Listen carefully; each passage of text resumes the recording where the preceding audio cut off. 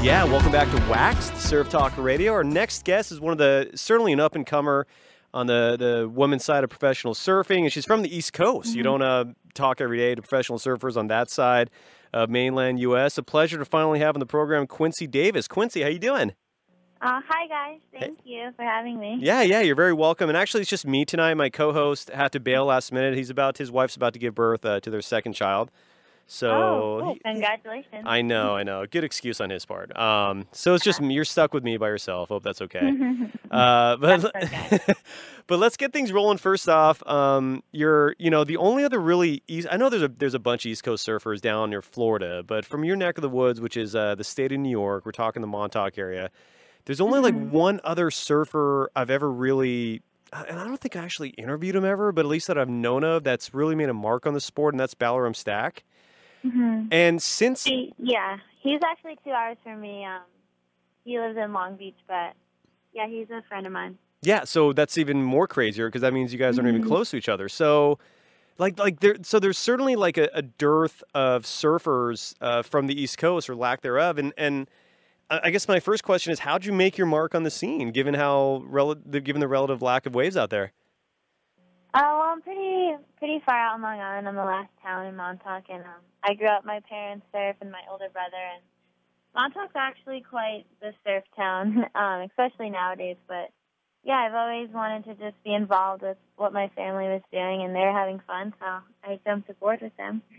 Beautiful. And we're joined by Quincy Davis here on WaXed. You're currently on the West Coast. You're going to be competing in the Supergirl Pro. A lot of people were listening to this by the time they are here in the interview. The contest may have already happened, but is this your first year competing in it, or your second? What's the story there? This is my third year competing. Third, okay. My apologies. How'd you do the first two? Yeah, I think I made a few heats, and I did the junior the first couple of years. Okay. But yeah, I'm looking for definitely a better result this year, and I hope the waves will be fun.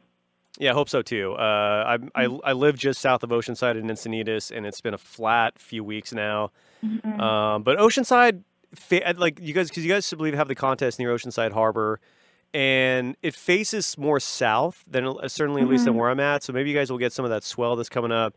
But so explain your story. So I'm guessing, are you competing on the QS right now? Yeah, I'm competing on the QS and doing any of the juniors. There's not that many. But yeah, just trying to, whatever contest I can. And how far away or how close are you to making the actual world tour? I'm pretty far off right now, but we actually have 3 more events, including this one. So hopefully things will turn around, and I'm just trying to enjoy it now and just enjoy traveling and have fun with that. So is your ultimate goal to become a professional surfer on the world tour, or is it just to have fun and just see what happens? No, I'm definitely focusing on making heats and eventually qualifying for the world tour. That's definitely a dream of mine, and I look up to a lot of the girls that are surfing on it right now, and just be able to surf against them would be pretty amazing. And women's surfing is stepping up so much, and it's just really fun to watch. It absolutely is. It's light years ahead of where it was, say, even 5-10 years ago. And now with the ASP kind of reshuffling and all that, they've definitely put a bigger emphasis on the women's side. So you're right; it's definitely picked up steam in terms of just quality waves and money, prestige. I mean, now is as good of a time as any to really get on there. Now, I've been hearing your name and seeing your pictures for a few years now. You've kind of been on the radar for a while. And did you I see you getting photographed and hanging out with like all the surfers who currently are on the ASP Women's World Tour. How did you kind of work your way in that? Was it through modeling? Like how do you have this strong connection with so many of the women surfers? I actually became one of my really good friends, Coco Ho, who's currently on tour and an amazing surfer. We're actually both on Volcom, so I met her going on a Volcom trip, and I've become really close with her. And just through traveling, and because I have to travel even more from the East Coast. And there's as many waves there, like, frequently. So just traveling and doing events. And, I'm lucky I made such amazing friends, and I'm able to travel and surf the world with them. Oh my God, absolutely. It's the ultimate dream job you have there. How did Volcom discover you? I actually was surfing in Puerto Rico at a contest when I was 12, and I was surfing at a Volcom contest, and they picked me up there, and yeah, I've been with them ever since, kind of like a family. You've been surfing for Volcom since you were 12 years old? Yeah. Is that a normal thing for sponsors to pick up athletes that early? Sometimes, yeah. I was actually, it's pretty young, and I'm lucky that have had able to do that and stay with them for so long.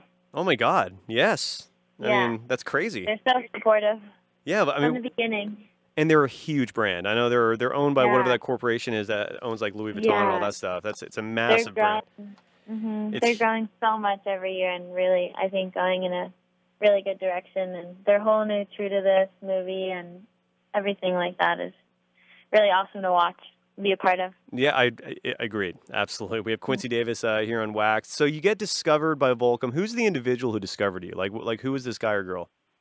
It was a girl, and her name was Bonnie Coons, and she no longer. Oh, and Juan Ashton, he's in Puerto Rico, a rep there. But yeah, it was them too. She no longer works for Volcom, but yeah, she saw me there.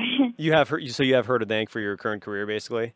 Yes, I do. So, did she explain to you what she saw in you that made her think or say, "We need to sign her now"? Yeah, I currently was with another brand when I was younger. Oh, you already had a sponsor at 12. Yeah. Okay. just getting products and like the freebies. Just getting bikinis and stuff like that. Gotcha. Yeah, she's like this. Her and Juan Ashton, a guy from Puerto Rico, and I also have a house there as well. So I knew him for a while, and he was like, "Quincy, this will be one of the best decisions you'll ever make. Like, this brand is amazing and so supportive." And yeah, so happy I did.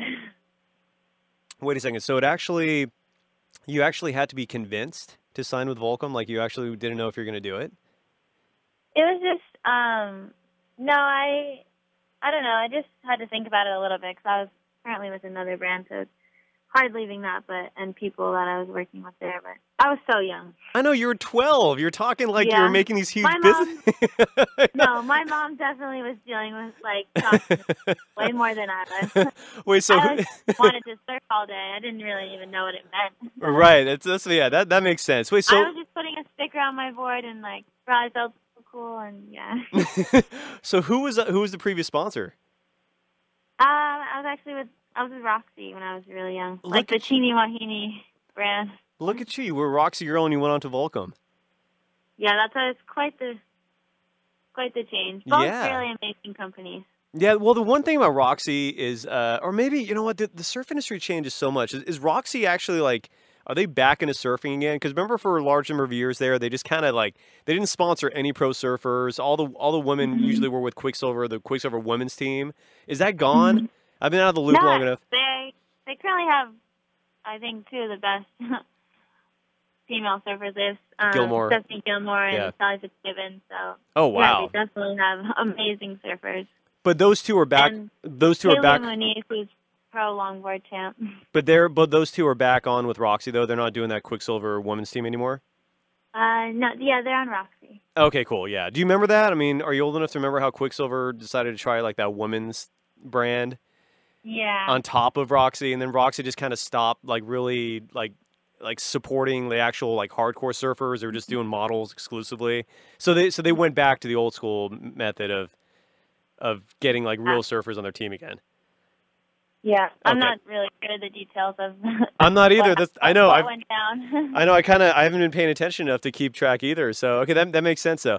All right, cool. So Volcom signs you away from Roxy at 12, which is an incredible feat. Now I understand why there was a lot of contemplating to think about. And so you've been a member of the Volcom team for 7 years. Does that sound right to you? Yeah. Wow, that's a good run. Yeah. That's very impressive. And so how soon, in your opinion, do you think you're going to be on the world tour? Like, in your little, in your personal goals and your objectives, when do you want to be, in the big leagues? I don't really have a set exact time. I just, I don't know, next few years, definitely 2 or 3. I don't know. I'm just getting used to the breaks that are on the WQS and getting used to being more consistent, making heats and trying new boards, and yeah. Right. We'll see. Right. We'll see what happens. Well, and part of the problem with the QS, and unless things have changed, and again, I've been covering surfing for like, Jesus, like 16 years, 15 years. And one of the biggest problems with the QS I've always noticed is that they make you guys surf in like sometimes the most crap shit conditions, and you just have to do it, right? Is that one of the hardest parts of the QS? Yeah, I actually think that's the part I struggle with the most. But every girl's dealing with the same conditions, so you kind of just have to think of it in that way, for sure. Exactly. Where are you ranked right now in the QS? I'm not too sure. At 30-something, I think. That's not bad. Yeah, I try not to really pay attention to that yet. You should though. Like all the greatest surfers on the world tour, they're anally focused on that stuff. Like they know like how many exact points to the tee they need to like move up a spot. I mean, they're really like paying attention to that. I get nervous. I think it makes me more nervous. Things like that. Fair enough. I get that. I think on the QS, where do you have to get to move up to the World Tour? Because there's 17 surfers on the actual World Tour. I think they keep like the top 10 or 11. Is that correct? Yeah. And then so what is it, like the top 6 on the QS move up? Am I correct with that? Yeah. That sounds about right. So in the grand scheme of things, given that there are like hundreds of surfers on the QS, being in the 30s is good. Congrats. Oh, thank you. You're very welcome. I'm hoping for a little bit better, but I'll see. You're getting there. You're young. You're 19, right? Mm-hmm. Oh my God, Jesus, you are young. That's crazy. And we're joined by Quincy Davis here in WaXed. I'm sorry, I just had a frozen moment there. Where I'm like, damn, I'm getting old. You can follow Quincy Davis on Twitter at Quincy Davis. Is that correct? Yes. How do you get that star next to your name on Twitter to make it certified? I don't know exactly how that happened because one day I got a notification and it said you're verified. Oh, you are? You do have the star there? I don't actually. I just looked now, but But you're going to, hopefully, soon. I'm more of an Instagram person. Follow me on Instagram. What's your Instagram handle? Quincy Davis also? Yeah. Okay. And are you on Facebook also? Yeah. I have a Facebook athlete page. And that's at Quincy Davis also? Yep. Love it. You got the name down. Keep it simple. No, that's a good thing. That is a really good thing. Like your buddy on the tour, Coco Ho, for example, like her Twitter account has some underscore in it. And I always give her shit about that. I'm like, come on, you gotta fix that up. You got everything else dialed. You have like your whoever's handling like your image, like your marketing, your PR is doing a great job, by the way. If you go to, for example, I think your website's quincydavis.com. Is that correct? It's QuincyDavisSurf.com. Surf.com. I'm sorry. My apologies for that. QuincyDavisSurf.com. It's a really sleek, up-to-date site. Whoever's doing Oh, thank you. You're very welcome. And anyone listening right now can easily tune into that to see. I believe there's like a photo gallery, a brief bio, and also links to all your social media accounts also, correct? Yes, it does. Cool. You went to Beyonce the other night, right? Yes, I did. How'd that go? It was so amazing. I really like her and Jay-Z performed as well. Uh-huh. They were both equally as talented and really good performers. Oh, they're a dynamic duo for sure. Yeah, like that's dream team right there. Yeah, they are. They are the power couple for sure. And you guys were, speaking of power couples, you guys were like the power crew. It was like it was like this whole group of like the top surfers on the Women's World Tour, or most of them. And I think Kalia Moniz was in there. You were in there. How was that? Like, what did that night entail for you guys? Was it partying? Was it mellow? Like, what'd you guys do? We had a good group. It involved a lot of dancing. I think we danced for probably 4 hours straight. I'm not even kidding. It was extreme cardio. Oh my God! So you. We went for one of our good, Monica Burnwicky. She was there for her birthday this last weekend, so we got tickets for that, and nice. It was really fun. What'd you guys do after the show? We were so exhausted from dancing. We just went back and had pretty much a huge slumber party at Kaylee's house in Brunas. Oh, they both have homes in the LA area? Yeah. Wow. By the way, I'm now following you on Instagram. It's at Quincy Davis. You have 128,000 followers on Instagram. Not bad, girl. It's Thanks. not bad. Oh my God. Thanks for the follow. Yeah, yeah. Oh, that's really crazy. That's insane. Like, what? Tell me about social media. Like, you're at an age where I don't. Are you old enough to remember when like social media wasn't a part of life? Is that like a distant memory to you? Does that even a No, memory to you? I remember that. No Instagram, no Twitter. Yeah. I remember Facebook just starting, and it was for college people. That's great memory. Great Yeah. memory. Good call on that. So with that said, I mean, I would say if you're in the six-figure range for followers on Instagram or any of these mediums, like you're a baller status. So, but I think with that comes a lot of possible negative attention, haters, that kind of stuff. Do you deal with that? Do you have people who kind of like, talk shit to you and stuff like that, or is it pretty clean? I think there's always some negative people out there that are on social media, but I try not to really pay attention to that kind of stuff. Good. Because I know everyone has their opinion. Yes, it's true. Everyone has opinions. That's very true. Or the crass way of putting it is opinions are like assholes. Everyone has one. But yeah, especially on social media. But nonetheless, so most of the attention you get on there is positive. It's all good vibes.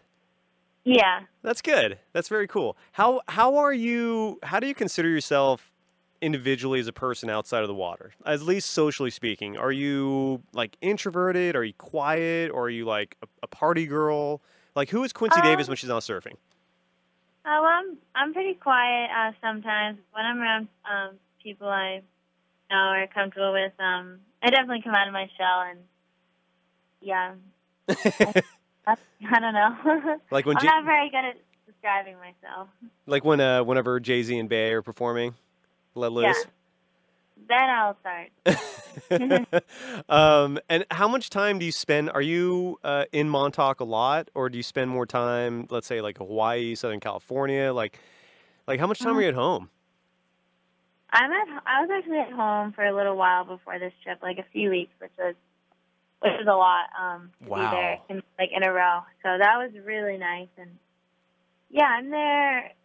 It's my home base, which can be challenging sometimes because it's so far out on Long Island, pretty far away from the airport. But yeah, I realize how special home is to me, and I try to be there as much as I can. But I'm so lucky to travel and go to amazing places. So home will always be there. And it sounds like unless global warming kicks in and the seas rise. I'm kidding. I'm being facetious. But I like Montauk. I'm curious to know about the scene in Montauk. So some years ago, I think about 3 years ago, I had this amazing interview opportunity. I interviewed Edward Norton. Do you know who he is? The actor, like from Fight Club.